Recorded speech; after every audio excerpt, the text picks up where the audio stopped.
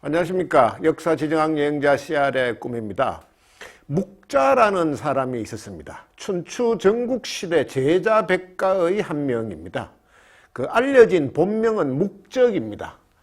묵자. 묵가로 통칭되는 사상을 주장했습니다. 사상적으로 일가를 이루었기 때문에 자라는 경칭을 붙여줬습니다. 여기 자. 그러니까 이렇게 아들 자자 쓰는 겁니다.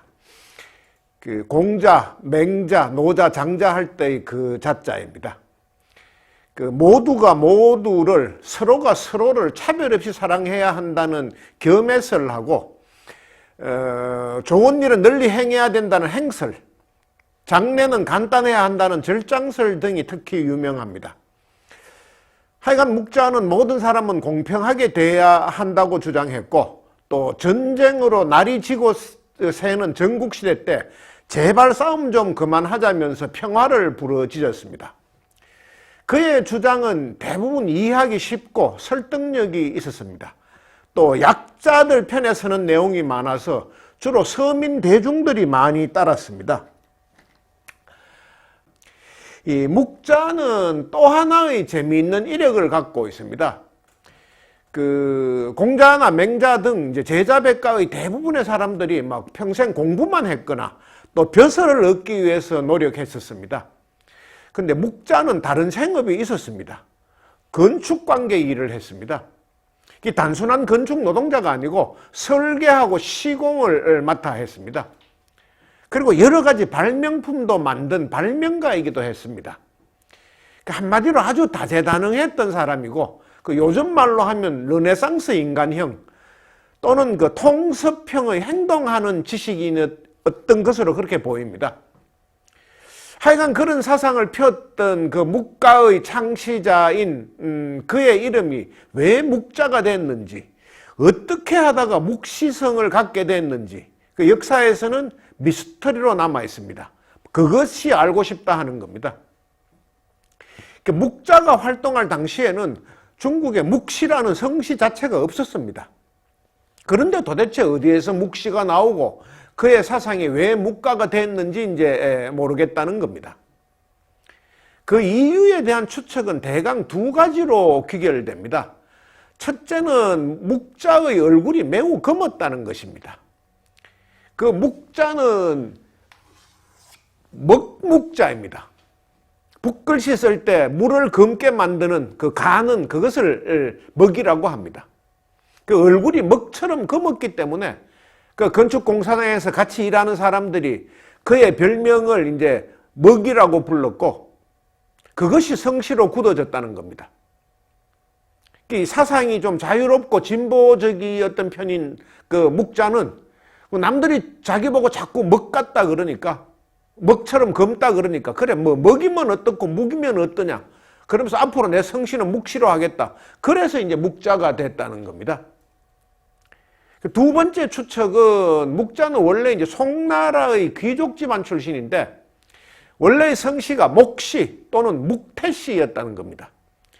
근데 그 집안이 혹은 그 묵자 본인이 무슨 죄를 지어가지고 묵형을 받는 바람에 그 원래의 성씨를 버리고 그 목씨 또는 이제 묵태씨하고 비슷했던 묵씨를 택했다는 겁니다. 이 고려의 임금의 성씨는 원래 왕씨였습니다. 왕. 근데 이제 조선시대 초기에 왕씨에 대한 대대적인 핍박이 가해졌습니다. 왕씨들은 살아남기 위해서 목숨을 부지하기 위해서 그 왕씨 성위에 온전전자 이렇게 붙여서 전씨가 되거나 혹은 왕씨 옆에다가 양옆을 메워서 밭전자 전씨를 하거나 혹은 그 왕자 옆에다가 점 하나 찍어서 구슬옥자 옥씨를 하거나 그렇게 성씨를 바꿨습니다. 그 이제 목씨가 묵씨로 변했다는 거하고 뭐 어딘지 좀 일맥상통하는 그런 이야기가 되겠습니다. 그 위에 두 추측이 제가 말씀드린 두 추측이 다 조금씩 일리가 있지만 저는 후자의 가능성에 더 무게를 둡니다.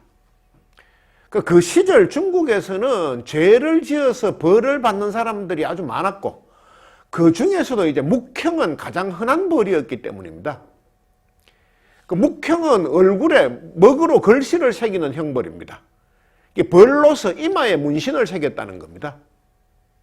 이제 묵형은 고대 중국판 주홍 글씨이고 평생 끊을 수 없는 전자발찌 같은 거였습니다.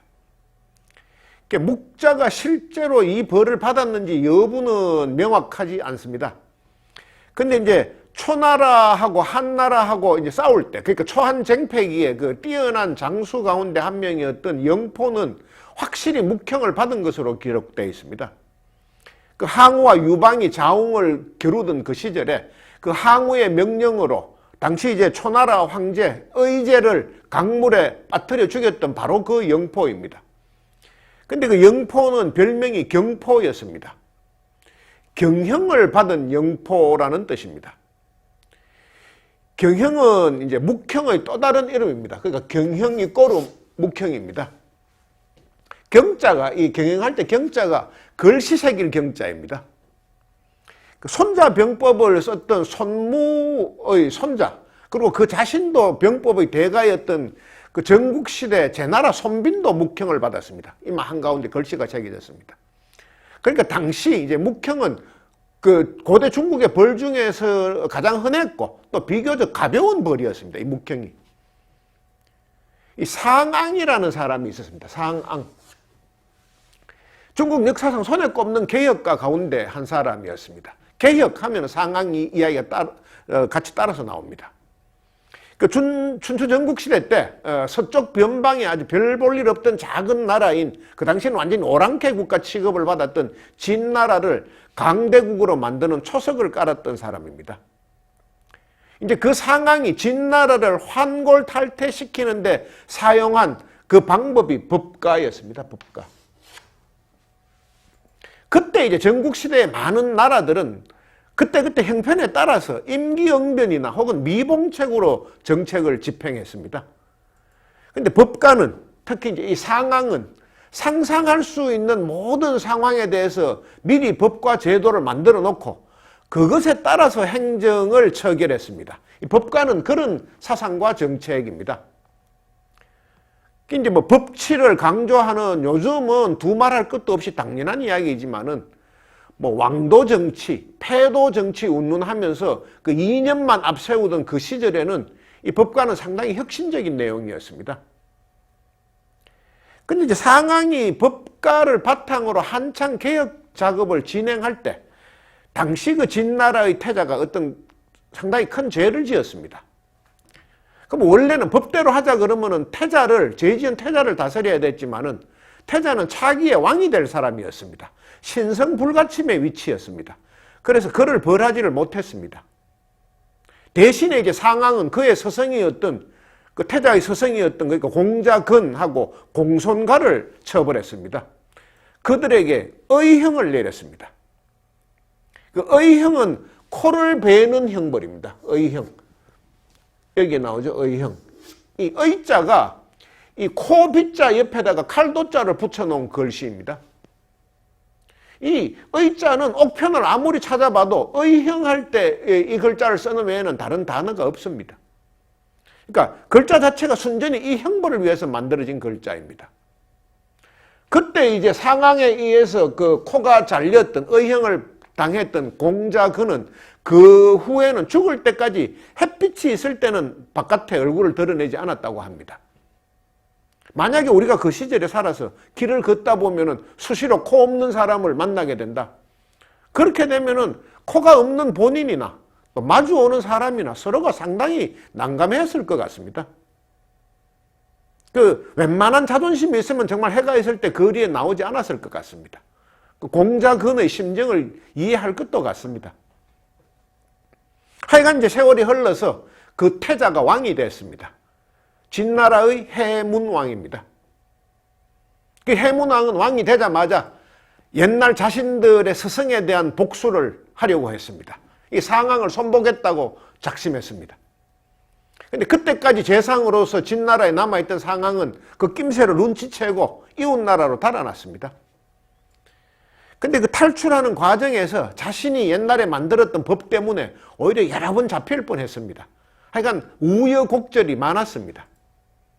그리고 이제 용케 국경을 넘어서 이리저리 여러 작은 나라를 전전하면서 피해 다녔습니다. 웬만한 나라는 상황을 받아주지를 않았습니다. 왜냐하면 상황을 받아주면 진나라가 쳐들어올 것 같으니까. 그래도 상황은 결국은 진나라 군대에 의해서 살해당했습니다. 자신이 강대국으로 만들었던 바로 그 나라, 그 군대였습니다. 진나라 군대는 상황을 죽인 후에 그의 시신을 진나라로 가져갔습니다. 그 해문왕은 그 상황의 시신을 다시 거열형에 처했습니다. 거열형은 말 그대로 사지를 찢어 죽이는 형벌입니다. 소나 말이 끄는 수레에 사지를 묶은 후에 그 소나 말을 사방으로 달리게 만드는 형벌입니다. 그러면 어떻게 될까? 그 사람의 말하자면 시신이 사지가 그 후의 광경은 뭐 상상에 맡기겠습니다. 하여간 상황은 죽은 시체로 거열형을 당했습니다. 근데 이 상황은 중국 그 역사에서 여러 차례 등장을 합니다. 특히 이제 이목지신이라는 고사를 만들었던 인물입니다. 나무를 옮기는 믿음, 그런 뜻입니다. 글씨 그대로 해석하면 이목지신, 나무를 옮기는 신뢰. 법제도를 처음으로 만들어서 실시했을 때 백성들이 아무도 그 법을 따르지 않았습니다. 그때 상황은 당시 진나라 수도의 동쪽 성문 앞에다가 나무단을 쌓았습니다. 그리고는 그 나무단을 서쪽 성문 앞으로 옮기는 사람에게 큰 돈을 주겠다고 상금을 내걸었습니다. 그런데 아무도 그 말을 믿지 않았습니다. 고작 나무단 정도를 옮기는데 저런 큰 돈을 줄 리가 없다 이렇게 생각했습니다. 헛고생만 한다고 생각했습니다. 그러자 상황이 상금 액수를 대폭 올렸습니다. 그 어떤 한 사람이 믿져야 본전이라는 마음으로 또 혹시나 하는 생각으로 그 나무단을 옮겼습니다. 그에게는 즉시 약속된 큰 상금이 지급됐습니다. 그 후에 이제 진나라 백성들은 나라에서 시행하는 법을 믿게 됐습니다. 그것이 이제 나무를 옮기는 믿음, 이목지신이 만들어진 배경입니다. 그 고사가. 그 나라에 대한 백성들의 그런 믿음이 쌓여져서 진나라는 결국 강대국이 됐습니다. 역사 기록에 아주 많이 나오고 있습니다.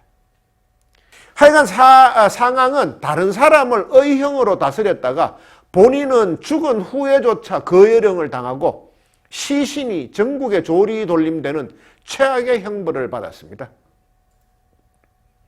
하여간 고대 중국의 형벌은 잔인하기 짝이 없었습니다.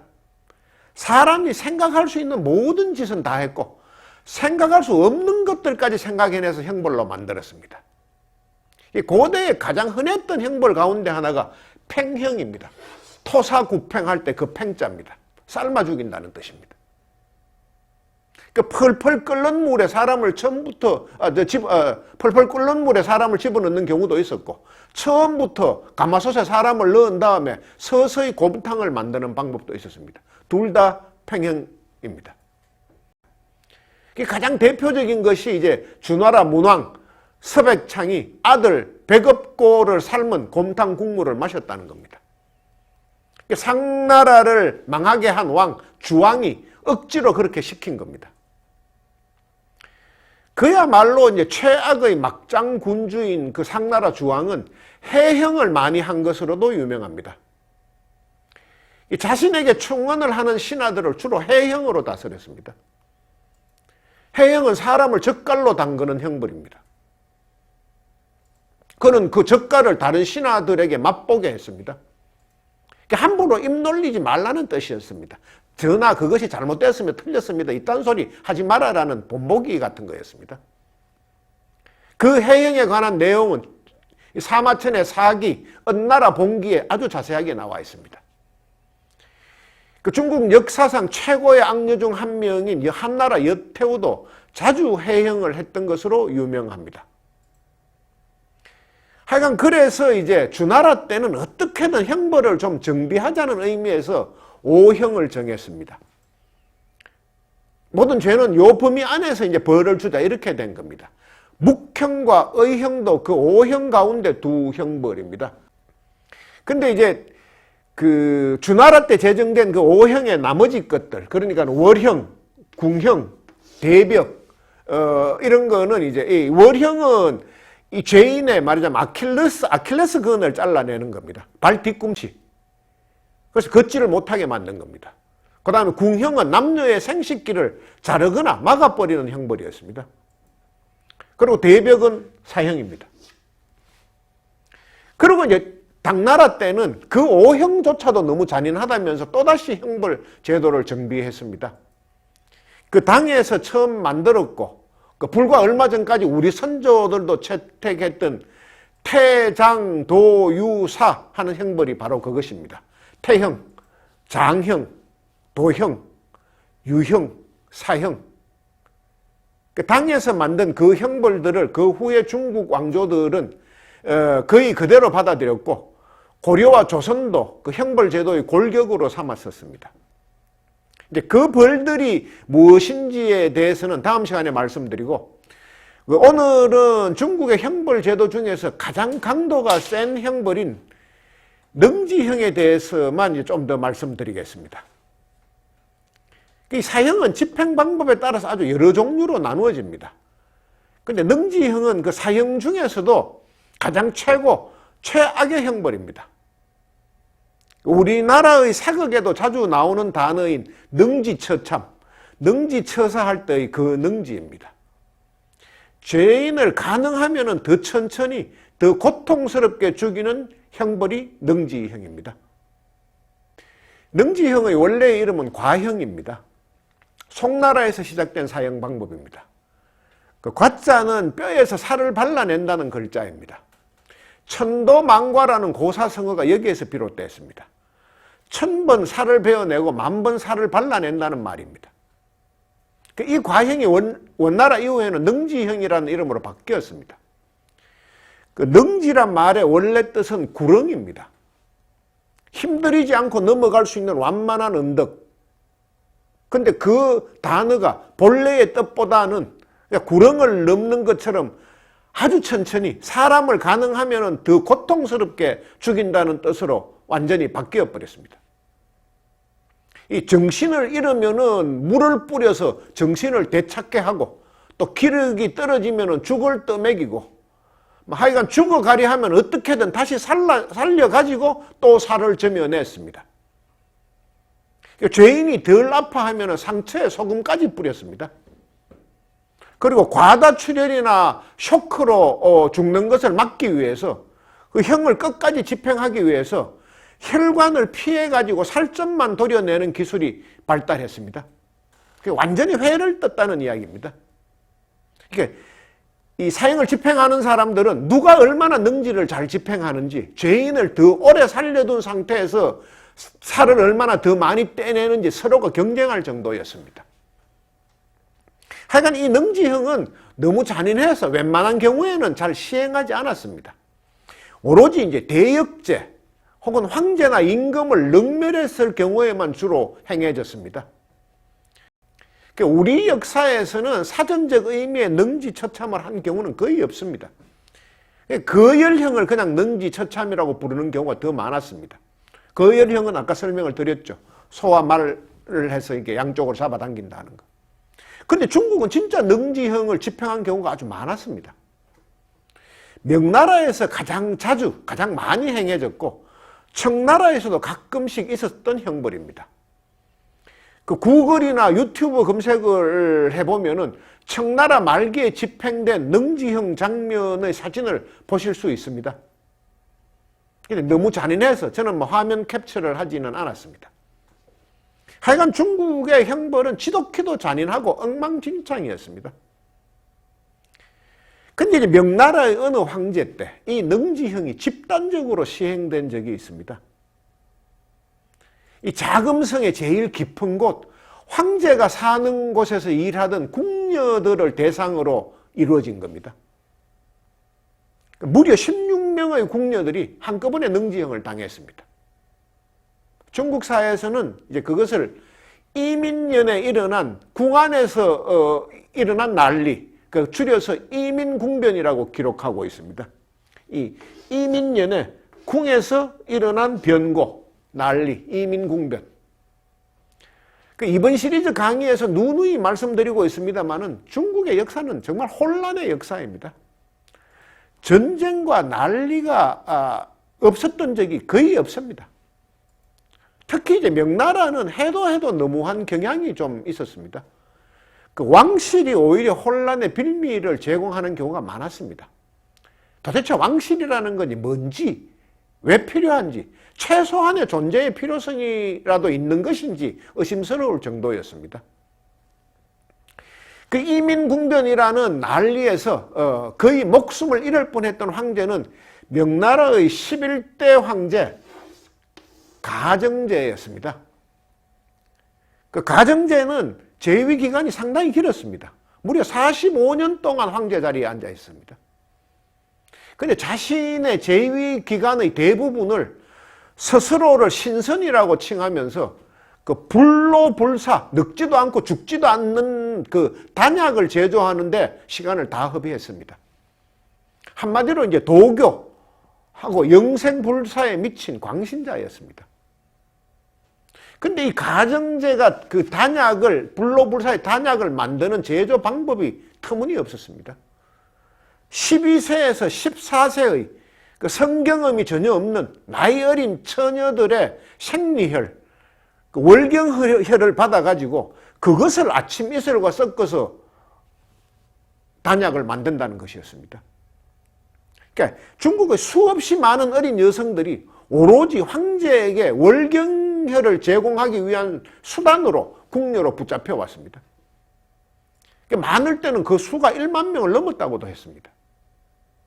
그런데 그렇게 잡혀온 그 궁녀들에게는 먹을 것도 제대로 주지 않았습니다. 주로 물하고 채소만 먹였다고 합니다. 이유는 그래야 더 깨끗한 월경혈을 채취할 수 있었기 때문이라고 합니다. 먹는 것이 깨끗해야 나오는 것도 깨끗하다. 이제 그런 주장이었습니다. 근데 그 월경혈을 채취하는 과정도 보통 고통스러운 것이 아니었다고 합니다. 너무 아파서 저항하는 궁녀들이 많았다고 합니다. 그러면 사정없이 매를 때렸습니다. 가정제에게 매맞아 죽은 궁녀만 해도 200명에 달한다는 기록이 있습니다. 중국 왕조의 정사 가운데 하나인 명나라사, 명사에 기록이 되어 있고 그 이야기가 우리의 조선왕조실록 중종편에도 자세하게 나와 있습니다.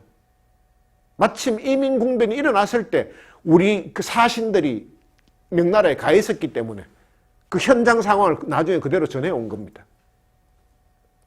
하여간 그런 가정제가 도대체 궁녀들을 뭘 어떻게 얼마나 잔인하게 학대를 했는지 드디어 이민년에 가정제가 황제가 된 지 21년이 지났을 때 궁녀들이 집단 쿠데타를 일으킨 겁니다. 그 가정제가 애첩인 단비, 조씨와 함께 잠들어 있었는데 그 16명의 궁녀들이 황제의 침실에 난입해가지고 그 궁녀들이 배로 만든 끈으로 가정제의 목을 졸랐던 겁니다. 근데 아무리 끈을 당겨도 황제가 잘 죽지를 않았습니다. 당겨도 그냥 숨을 쉬었습니다. 그러자 이제 궁녀들은 자신들의 비녀를 빼서 황제를 마구 찔러댔습니다. 그래도 황제는 숨이 끊어지지 않았습니다. 이 상황이 너무 길어지자 그 궁변에 동참했던 한 궁녀가 너무 무서워가지고 황후궁으로 막 뛰어가가지고 그 사태를 보고를 해버렸습니다. 이런 일이 지금 벌어지고 있다. 지금 당장. 그러니까 황후가 사람들을 이끌고 부랴부랴 달려와서 황제를 구해주었습니다. 아마 인류 역사에 2번 있을 것 같지 않은 궁녀들의 집단 반란이었습니다. 그런데 그렇게 허무하게 끝나고 말았습니다. 소정의 목표를 달성하지 못했습니다. 그래서 그때 이민궁변에 참여했던 궁녀 16명 전원이 저작거리에 끌려가서 능지처참을 당했습니다. 정작 능지형을 당해야 될 당사자인 가정제는 죽지도 않았는데 억울한 젊은 여성들만 이 중인 환시리에 그 숱한 사람이 지켜보는 가운데 벌거벗겨져 가지고 그 살이 뼈에서 발려나가는 고통을 겪으며 이제 죽어가야 했습니다. 근데 이제 더 안타까운 것은 그때 가정제를 구했던, 그것도 남편이라고 그 구해줬던 황후 방씨의 운명이었습니다. 황후는 이민궁변의 뒤처리를 하면서 그 궁변이 일어났을 당시 황제와 동침했던 단비 조씨도 죽였습니다. 그 수사를 맡았던 사례감에서 수사기관에서, 그러니까 이 환관들 조직인데 거기에서 단비가 궁녀들과 내통한 혐의가 있었다고 보고한 겁니다. 그래서 황후는 담비도 그 궁녀들처럼 능지형으로 처리했습니다. 근데 형이 다 집행될 때까지도 가정제는 의식을 회복하지 못했습니다. 가정제는 이제 며칠 후에야 의식을 되찾았습니다.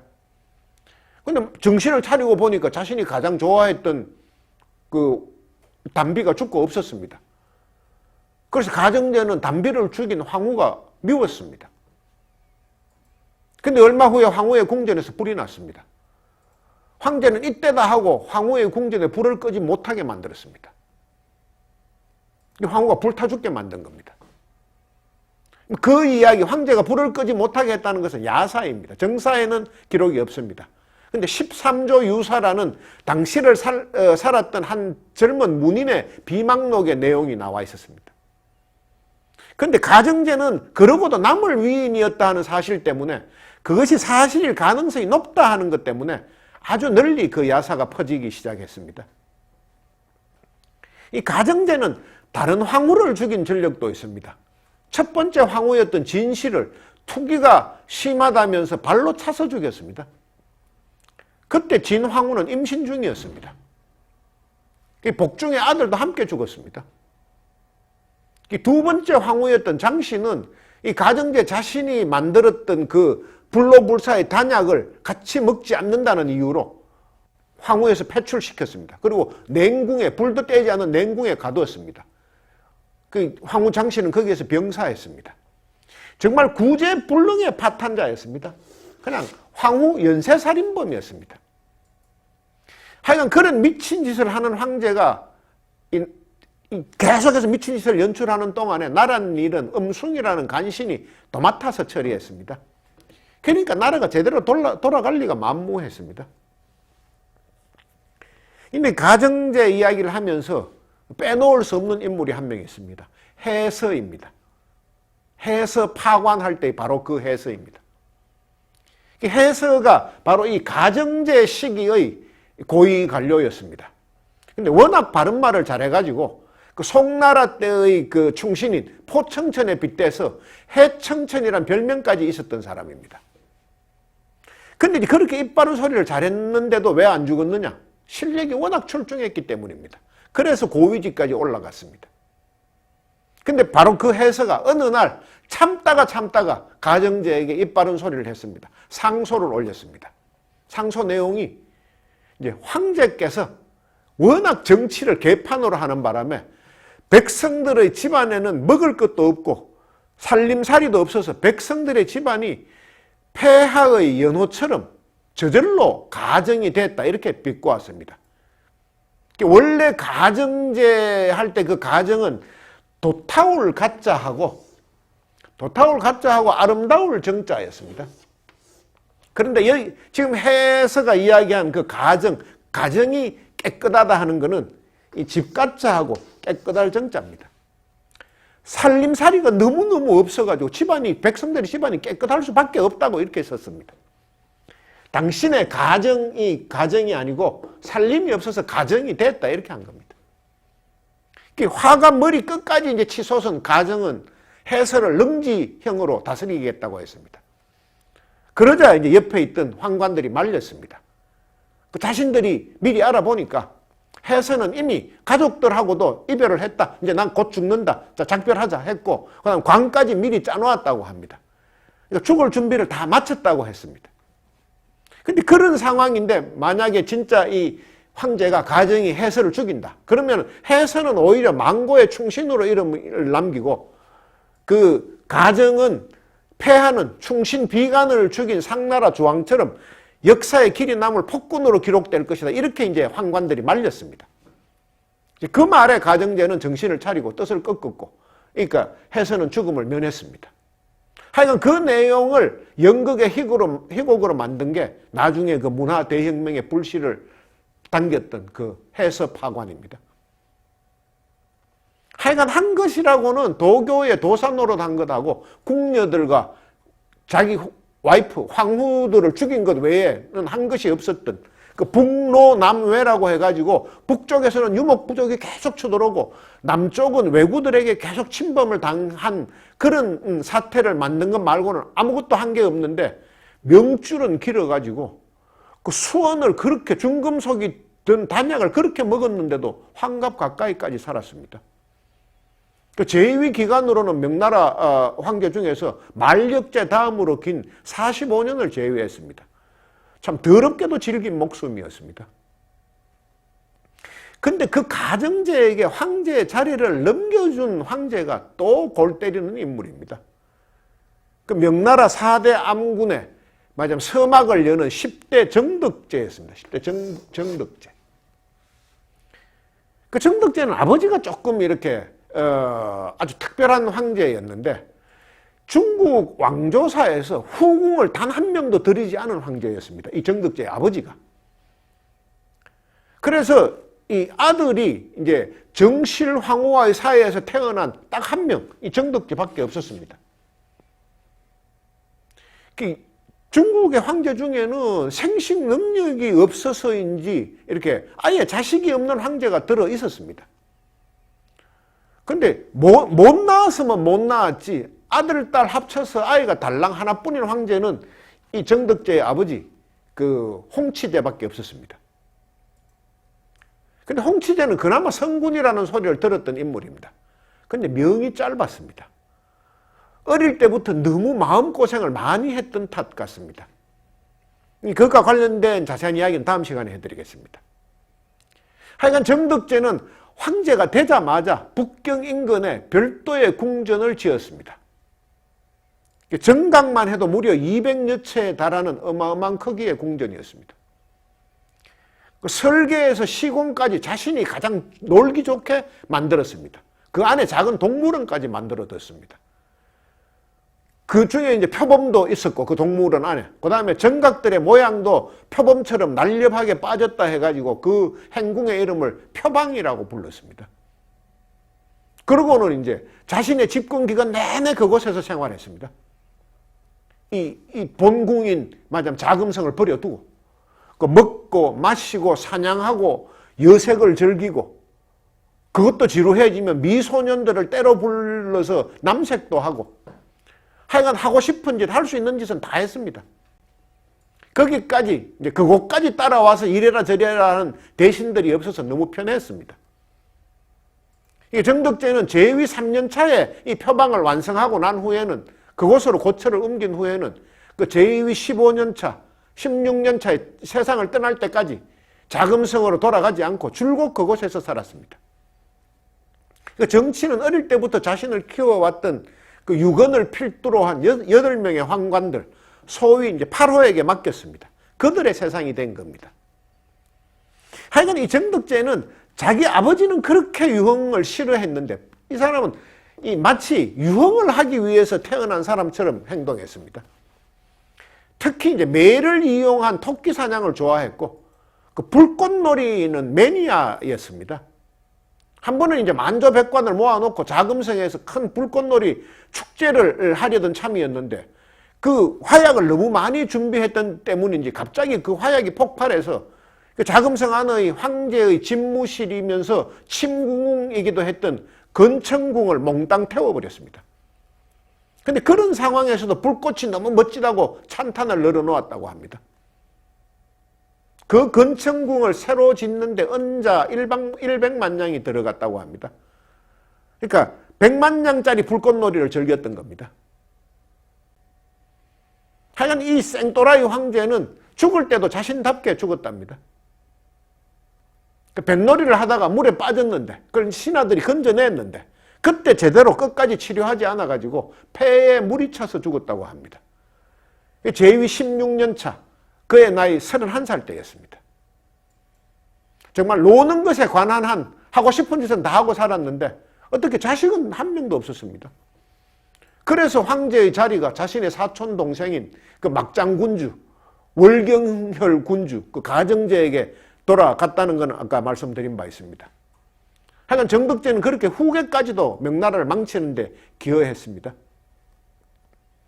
정덕제 이야기를 하면서 유건 이야기는 빼놓을 수가 없죠. 지난번 강의 사상 최악의 황관 청고일환에 나왔던 바로 그 유건입니다.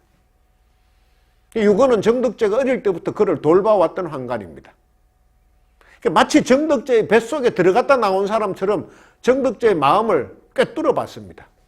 저 사람이 뭘 원하는지 하는 걸 미리 알아가지고 맞춤형으로 대령했습니다. 그래서 정덕제는 유건을 벌하거나 내칠 수가 없었습니다. 그 사람을 멀리하라는 상소가 끊임없이 올라왔지만은 유건이 없으면 자신이 활락을 탐하는데도 굉장히 어려웠기 때문에 잘라내지를 못했습니다. 유건은 이제 정덕제가 이국적인 여성을 원한다 하면 회족 여인을 모집해 와서 갖다 바쳤고, 남색을 원한다 할 때는 나이 어린 미동들을 대령했었습니다. 오히려 결과적으로 유건을 벌하라는 상소를 올렸던 사람들이 내쫓기거나 번번이 살해당했습니다. 결국 이제 세상은 정덕제가 아니고 유건 일당의 것이 되었습니다. 그래서 지난 강의에서 말씀드렸던 대로 이 놀이에 빠진 정덕제 대신에 유건이 실질적인 황제 역할을 했고, 국가 예산의 10배가 넘는 돈을 치부했습니다. 그리고 마침내 이제 월스트리트 저널이 선정한 인류 역사상 1000년간의 50대 부호에 포함되기까지 했습니다. 근데 유건의 영화는 거기까지였습니다. 유건의 독주를 시샘한 주변의 8호의 다른 황관들이 유건이 반역을 꾸미고 있다고 제보를 한 겁니다. 반역을 한다는 제보에는 정덕제도 움직일 수밖에 없었습니다. 정덕제가 유건의 자택 수색을 명했을 때는 그 집에서 위조한 옥새, 그 다음에 골룡포, 왕이 입는 옷이죠. 그 황제 전용 물품들이 무더기로 쏟아져 나왔습니다. 결국 유건은 능지형을 당했습니다. 6000번 살을 도려내라는 구체적인 집행명령이 내려졌습니다.